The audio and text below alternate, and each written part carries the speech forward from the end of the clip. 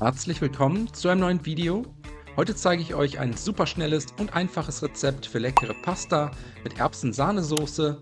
Dafür als erstes eine kleine Zwiebel abziehen und fein hacken.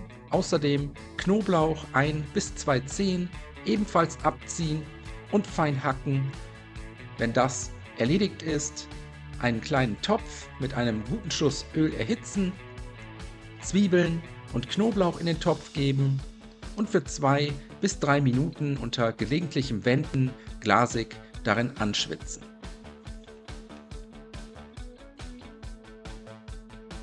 Danach kommen 300 Gramm Tiefkühlerbsen in den Topf, außerdem 200 Milliliter Sahne dazu gießen, das Ganze jetzt einmal kurz umrühren,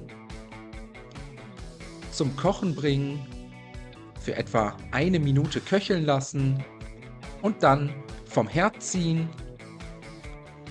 Jetzt mit einer guten Prise Salz sowie frisch gemahlenem Pfeffer würzen und anschließend mit einem Pürierstab durchmixen, bis daraus ein sämiges Erbsenmus entstanden ist.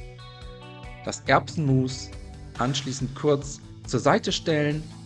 Nebenbei kochen wir uns noch schnell ein paar Nudeln, dafür einen großen Topf mit reichlich gesalzenem Wasser aufsetzen, das Wasser zum Kochen bringen, dann 500 Gramm Nudeln ins kochende Wasser geben. Hier könnt ihr nehmen, was immer ihr wollt, Fusilli, Spaghetti oder auch Penne, ganz egal, für 7 bis 8 Minuten bis fest garen.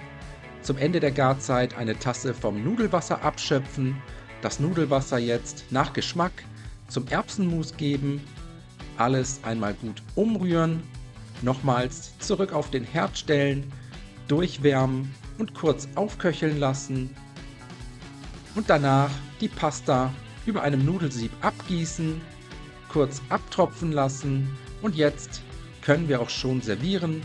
Die Nudeln zusammen mit der Erbsen-Sahnesoße auf tiefen Tellern anrichten.